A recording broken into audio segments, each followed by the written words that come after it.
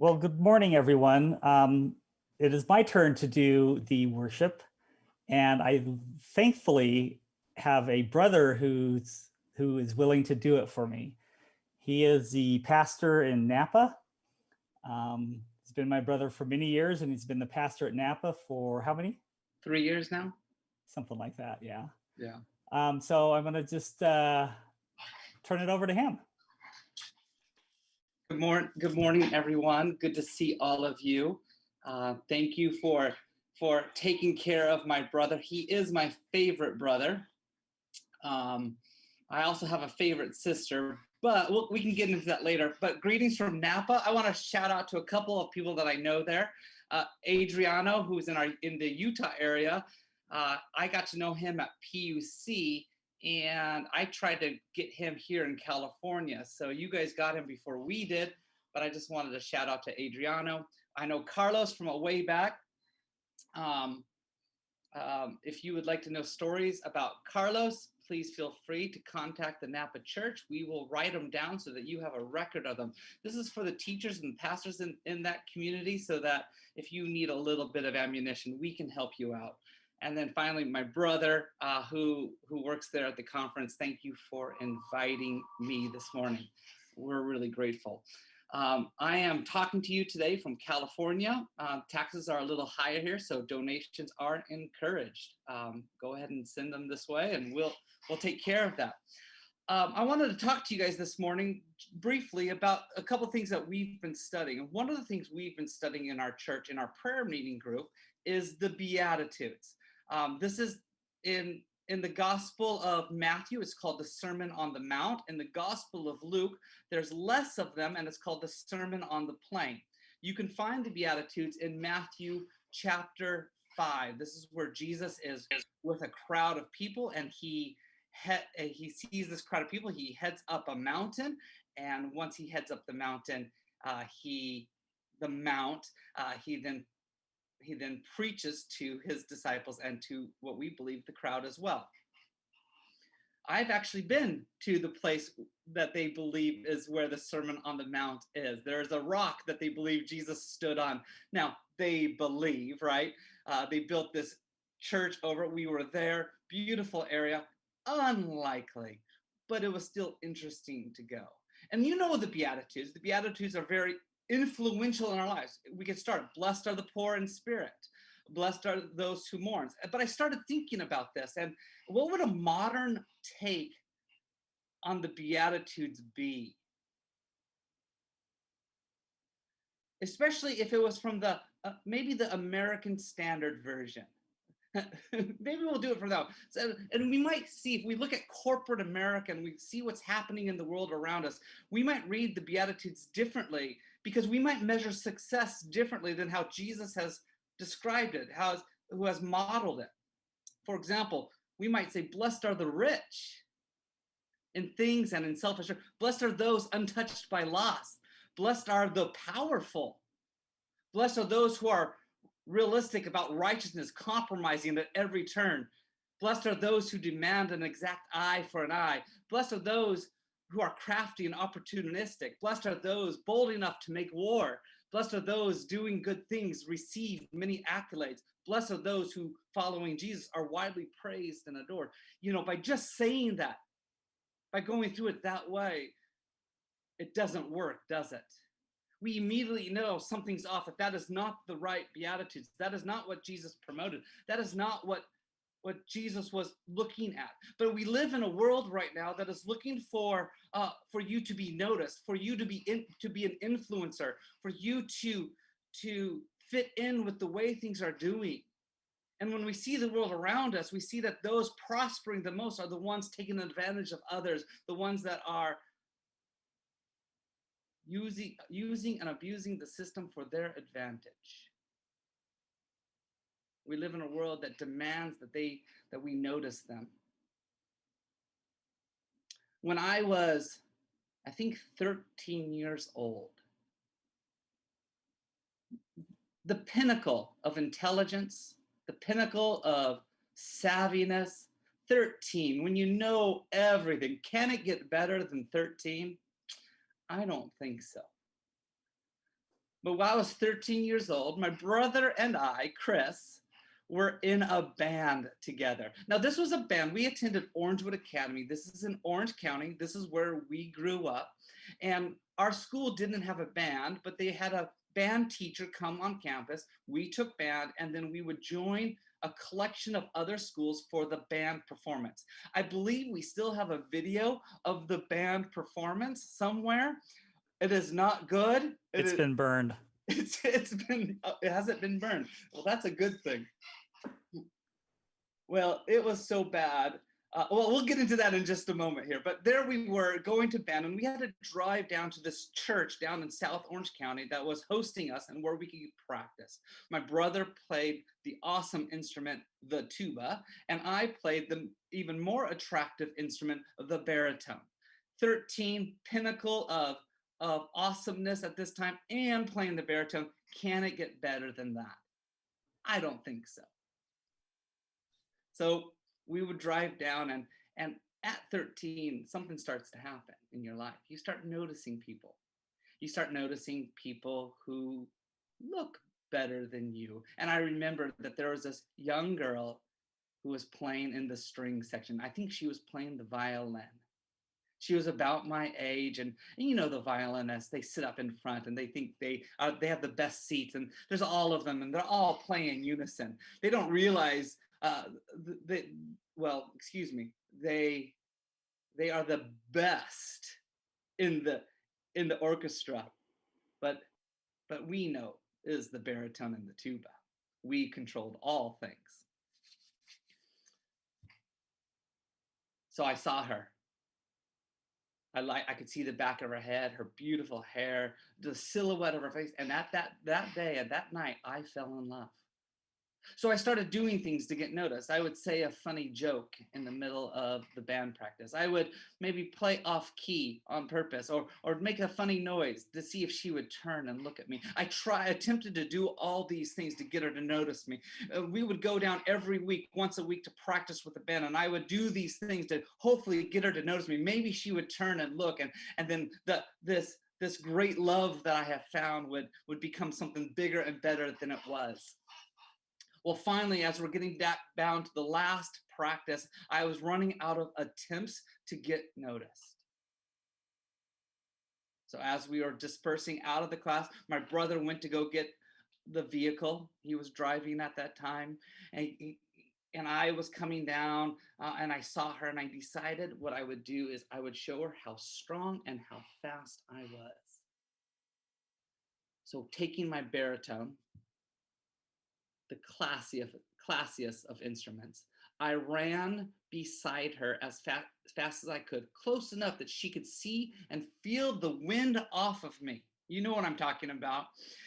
And as I ran by her, I decided to run down the handicap ramp, and I was going fast. I was probably doing close to 90 miles an hour, maybe, probably more like 7. But I was going fast, and she didn't turn. I looked back, she didn't turn. And I said, oh no, she's not looking. And as I looked back and looked forward again, I didn't realize that the handicap ramp had made a sudden left-hand turn, a 90-degree angle. And I hit the wall at the end of the handicap ramp. The baritone hit the wall. I heard it crash. It broke open.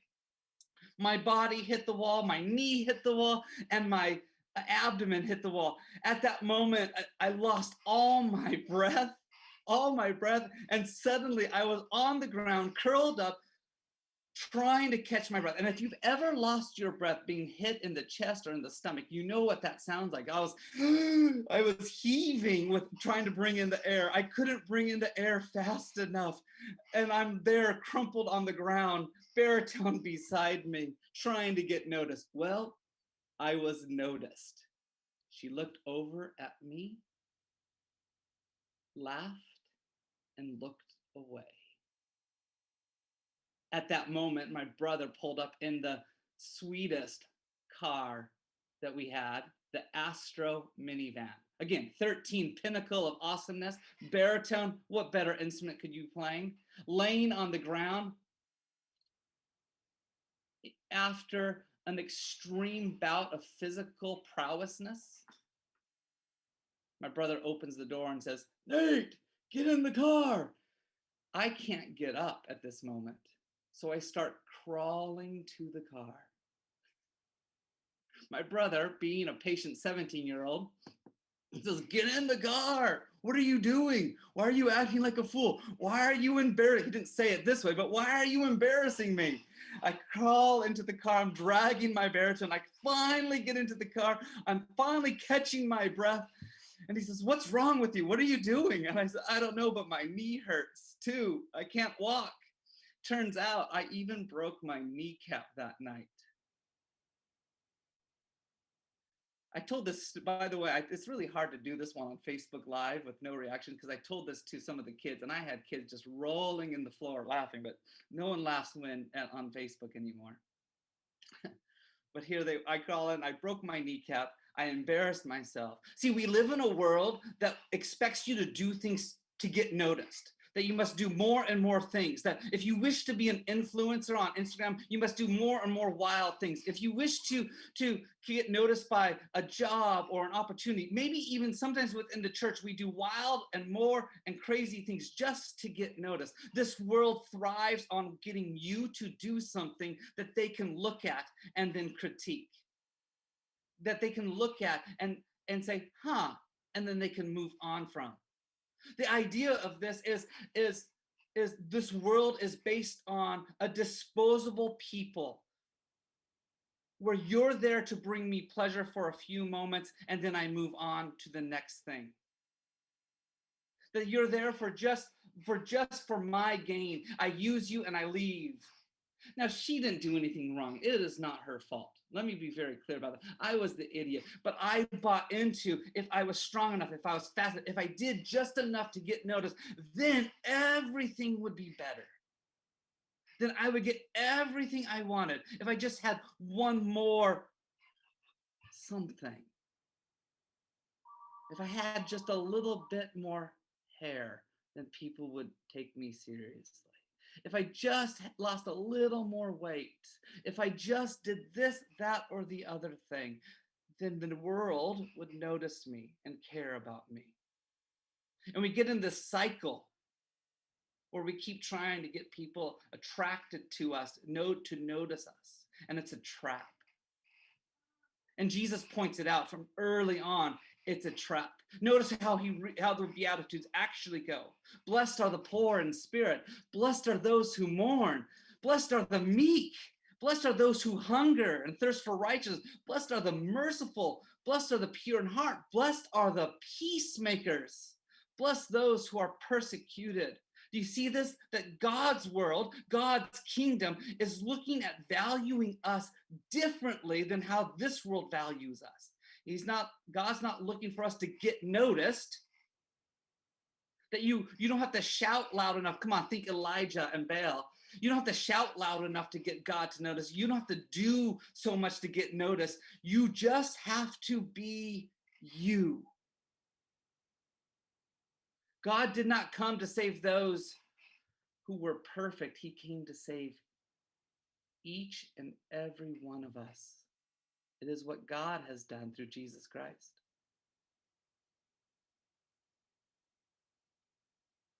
If I was building a business plan, a marketing plan, I wouldn't start with, in the opening line of my sermon, blessed are the poor in spirit.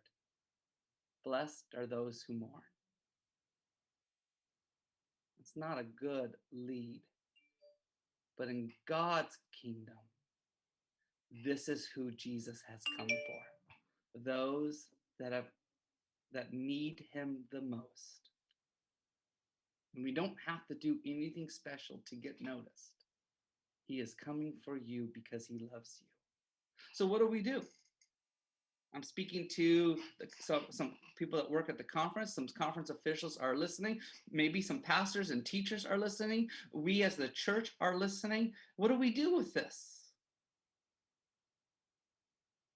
Maybe what we need to do, may I suggest what we do, is that we make an effort to love one another as Jesus commanded.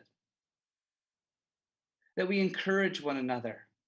So executives, You know, sometimes the executives will send us a $20 gift card as a thank you gift. That's really great. I really like $20. I could use $20. I live in California. I could use twice that amount. But what made the most impact in my life is when they called me and said, "Hey, we really appreciate your ministry. We thank you for what you're doing." Bosses, people who are in charge, pastors, if you just take a moment to encourage your administrative assistants, the people in your life, just to say thank you for, be very specific too. Can you imagine? Blessed are those peacemakers. Pastors, instead of going just to the school board meeting, which is awesome, and we all love doing that, what if you were to show up at the school and push the kids on the swing?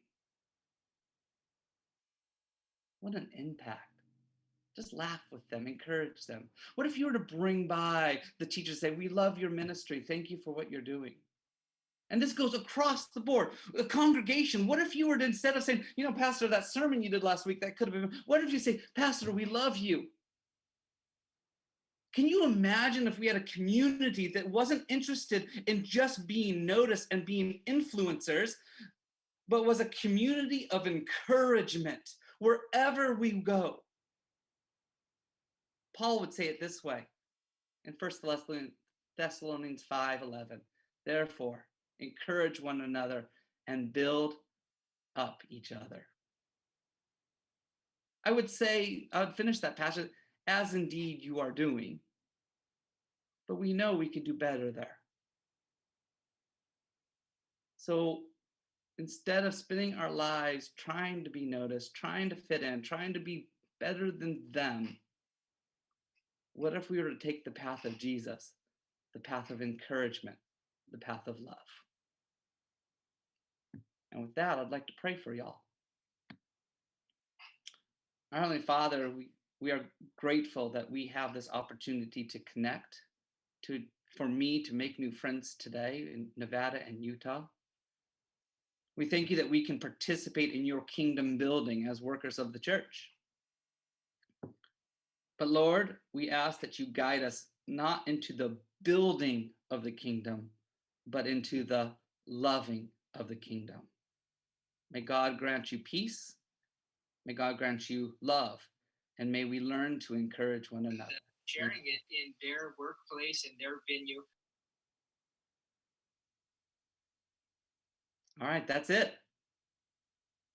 Thank you so much, Nate, for doing this for me. Yeah, you're welcome. Love you, Chris. Wow. Professional ministers. We don't get our lay people involved.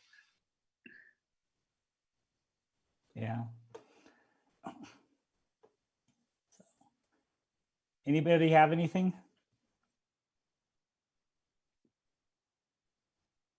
I guess not. Well, I was laughing, just so you know, Nate. Thank you very much. I got one. I think you got more than one. I did a little bit of this, just that story for kindergarten through 8th grade at our local school. And I just started with, I fell in love, and all the kids were like, that's disgusting. And afterwards, I had the kindergartners who came up to me to give me advice on what I could have done better. So one said, "You should have just gone up and kissed her. That's what you should have done." And I'm like, no, you can't do that. You shouldn't have done that before, and you can't do that anymore. And then one little girl came to me, and this is kindergarten, that she said, "I know why she didn't like you. She didn't love you, because she didn't like you." Mm-hmm. Yeah, powerful, powerful, powerful. You got me there. When I came in, I was just listening to that story, and I mean, that perfect love story. Yeah. Well, I wanted you to say now, and now that is my wife now, or something like that. Yeah, no. It doesn't work that way, does it? No. Bless those of us who mourn those paths.